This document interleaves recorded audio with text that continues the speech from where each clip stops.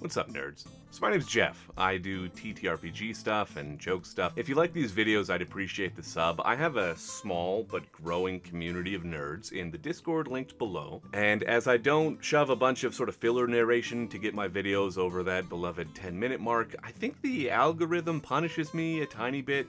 I don't know, it's unknowable. You know nothing. Jeff. Okay. Anyway, just like, share, comment, subscribe, etc. Thank you.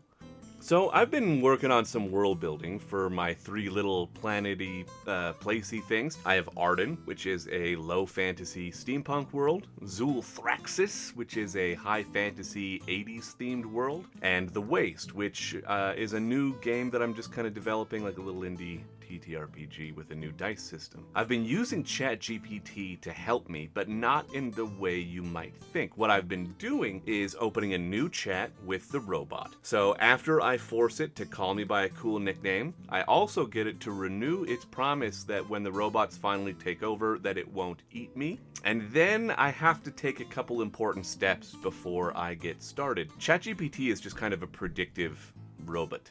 It doesn't know how world building works. It doesn't really know anything. It just tries to piece together words into a sentence that it's pretty sure will make sense in response to the last thing you told it. That means that even with all of the info that you fed it, it's going to start improvising at some point. It'll randomly pull in characters from pop culture, or insist that your world is located on a disc and that the predominant religion is Pastafarianism. So here's how I get around that, at least for a little while. I tell the robot, for the duration of this conversation, please do not improvise or create anything new. Stick only with the information that I have given you about the world. Do not create any new lore, characters, information, or statistics. If something new is required, please prompt me to fill it in. Now, for the most part, this works.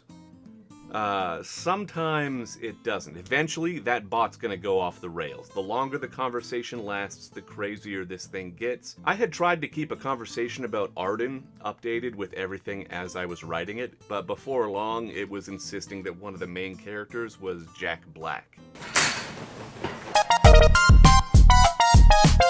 Anyway, back to the reverse prompts. Once those tasks are out of the way, I feed the bot info about one of the worlds I'm making. I will drone on about the lore and the history and the important characters, organizations, capital cities, economics, religion, how many hamburgers they can fit into their mouths. And then I ask the robot a question, and I say, what do other fictional worlds of this genre have established that I haven't mentioned yet? And it works. The bot will then give you an extensive list of things that are present in fictional worlds. You can even tell it, hey, ask me a question about my world, and it will, within the framework that you have provided, to do just that.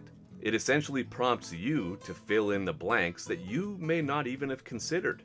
When it comes to these AI tools, they're definitely going to be used for not so great purposes, or as shortcuts for the lazy, which I think is totally fine. But if you want to create something and have it really be your own, I think this kind of backwards usage of the AI can not only help you beat things like writer's block, but it can help you write more in-depth or create more immersive worlds. So I don't know where I heard this, I don't know where I heard it, but I do remember reading at some point that when it comes to world building, every town or city has to answer 3 questions. What do they eat? How do they get it? And why do they bother?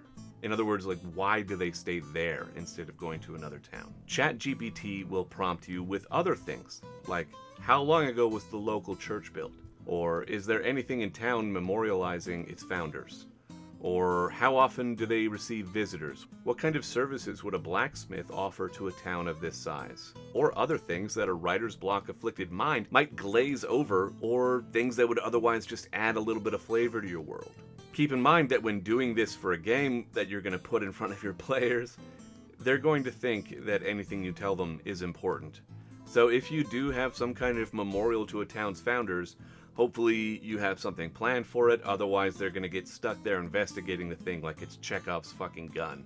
But even if they do, having that extra bit of flavor in the world will make it feel more alive and more real and really improve your game.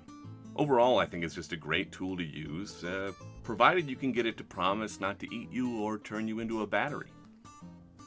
Anyway, that's it. That's the video. Thank you. I love you. Goodbye.